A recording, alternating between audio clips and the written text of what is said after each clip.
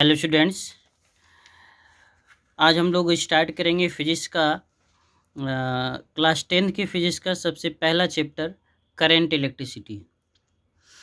Electricity आपका क्या होता है इसको हम पहले जान लें। तो इलेक्ट्रिसिटी का मतलब होता है जैसे आपके घरों में बिजली आती है, जिसके हेल्प से आप करंट का, जिसके हेल्प से आप बल्ब जलाते हैं, जिसके हेल्प से आप फ़ैन चलाते हैं, इन सभी को नाम दिया जाता है इलेक्ट्रिसिटी। जिसके हेल्प से आप टीवी चलाते हैं, फ्रिज को चलाते हैं, ये सब इलेक्ट्रिसिटी के पार्ट हैं। और नेचर में भी आपने इलेक्ट्रिसिटी देखा होगा। जैसे आप बादलों में देखते हैं जो आपकी बिजली कड़कती है, वो भी आपका एक तरह से इलेक्ट्रिसिटी है। तो इलेक्ट्रिसिटी को जानने से पहले हमें बेसिक से स्टार्ट करना है कि हमारा जो पूरा नेचर है, हमारा जो यूनिवर्स है, हमारी जो दुनिया है, वो किससे मिलकर बनी हुई है। तो हम स्टार्ट करते हैं नेचर से। नेचर एक तरह से आपका एनर्जी का फॉर्मेशन होता है, एनर्जी का कम्बिनेशन होता है। जब हम इसी नेचर को डिवाइड करते हैं तो नेचर को हम दो पार्ट में डिवाइड करते हैं, जिसमें सबसे पहला पार्ट हम पढ़ते हैं नेचर को में, एक पार्ट हम पढ़ते हैं मैटर और दूसरा पार्ट हम पढ़ते हैं रेडिएशन। मतलब हम नेचर को दो भागों में, दो पार्ट में डिवाइड कर सकते हैं, जिसमें पहला आपका रहता है मैटर, दूसरा आपका रहेगा रेडिएशन। रेडिएशन जो आपका होता है ये क्लास 11th और जब 12th में हम जाएंगे तब रेडिएशन के बारे में अच्छे से स्टडी करेंगे। 10th में भी कुछ हम रेडिएशन के बारे में पढ़ेंगे, लेकिन अभी के लिए हम स्टार्ट करते हैं केवल मैटर। तो व्हाट इज़ मैटर? मैटर हम ये कहते हैं कि मैटर एक ऐसा मटेरियल होता है जिसका कुछ विजुअल साइज होता है, जिसको हम देख पाते हैं, जिसके पास मास होता है, जिसके पास वेट होता है, जो मूव कर सकता है, जिसके पास मोमेंटम होता है, जो फोर्स लगा सकता है। इन सभी की प्रॉपर्टी जिसके पास होती है उसे नाम दिया जाता है मैटर। जैसे हम और आप एक तरह से मैटर का पार्ट है। ये मैंने पेन लिया हुआ है, पेन भी एक मैटर का पार्ट है। ये पेपर मैंने लिया हुआ है, ये पेपर भी आपका मैटर का पार्ट है। तो मैटर बेसिकली क्या होता है, जो दिखाई दे वो आपका क्या है, मैटर। मैटर आपका दो टाइप का होता है, मतलब मैटर के पास दो प्रॉपर्टी होता है। एक प्रॉपर्टी होता है मास का और दूसरा प्रॉपर्टी होता है इलेक्ट्रिक चार्ज का। और यही बेसिक हम लोगों को इलेक्ट्रिसिटी में इसी टॉपिक को ज़्यादा पढ़ना है, इलेक्ट्रिक चार्ज के बारे में। तो पहले मास को थोड़ा समझ लेते हैं, मास क्या करता है। तो हमने क्लास 9th में ग्रेविटेशनल एक चैप्टर पढ़ा था, जिसमें बताया गया था कि जब हम किसी दो मटेरियल को लेते हैं, दो बॉडी को लेते हैं जिनके पास कुछ मास हो, तो वो दोनों एक दूसरे पर फोर्स अप्लाई करते हैं। उस फोर्स का नाम क्या होता था, ग्रेविटेशनल फोर्स। हमने पढ़ा था न्यूटन्स लॉ में, जिसमें न्यूटन ने बताया था कि ग्रेविटेशनल फोर्स किसी बॉडी पर हमेशा अप्लाई होता है। जैसे अर्थ किसी बॉडी को अपनी तरफ खींचता है। जैसे मैंने ये आपका पेन लिया, पेन को ऊपर से छोड़ा, ये नीचे की तरफ चला गया। तो नीचे की तरफ इसलिए चला जाता है क्योंकि नीचे आपका क्या होता है, अर्थ। तो अर्थ आपका एक फोर्स क्रिएट करता है जिसे नाम दिया जाता है ग्रेविटेशनल फोर्स। तो बोला क्या जाता है कि ग्रेविटेशनल फोर्स जो आपका रहता है, इसको बनाने वाला कौन होता है, मास। अगर किसी बॉडी के पास मास है, इसका मतलब वो कौन सा फोर्स अप्लाई कर सकता है, ग्रेविटेशनल फोर्स। और एक चीज़ बताइए, ग्रेविटेशनल फोर्स में हमने ये कहा कि बॉडी के पास मास रहेगा तो ग्रेविटेशनल फोर्स है, लेकिन कुछ ऐसे फोर्स हैं जहाँ पे ग्रेविटेशनल फोर्स अप्लाई नहीं होता। जैसे अगर हम चाक से बोर्ड पर लिखें तो चाक के पार्टिकल बोर्ड पर चिपक जाते हैं। जैसे आप देखते हो कि अगर हम किसी नट को बोल्ट से टाइट करें तो वो आपका खुल करके नीचे नहीं आ जाता।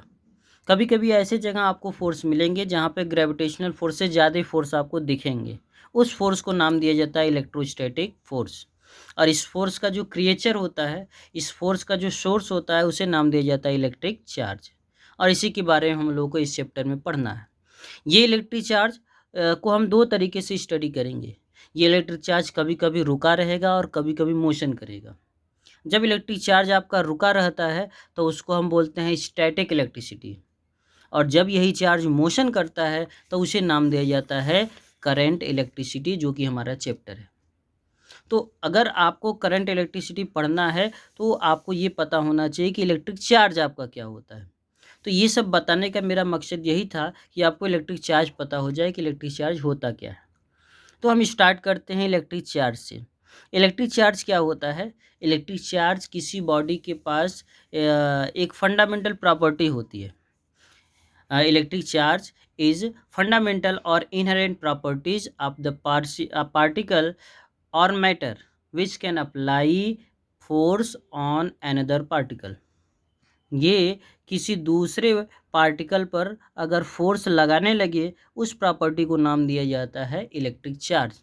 जैसे कभी आप कंघी कीजिए, बालों में कंघी आप लोग करते होंगे, कंघी कीजिए और उसी कंघी को अगर पेपर के छोटे छोटे पीस बना करके पेपर के पास लाया जाए, तो आप देखेंगे वो पेपर का पीस उस कंघी से चिपकने लगेगा। जैसे यहाँ पे ध्यान दीजिएगा, मैंने कुछ पेपर का पीस लिया है और आप देखिए, अगर हम इस मान लो पेन को हम इसके पास, पेपर के पीस के पास लेकर जा रहे हैं, देखिए कोई भी चिपक नहीं रहा है।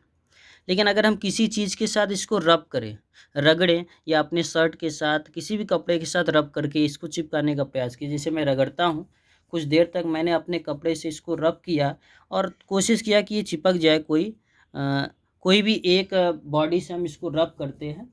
अब रब करने के बाद देखते हैं कि ये चिपकता है कि नहीं। अगर ये चिपकने लगे तो हम ये कहेंगे कि ये फोर्स लगा रहा है। अगर नहीं चिपकेगा तो हम बोलेंगे ये चार्ज नहीं है।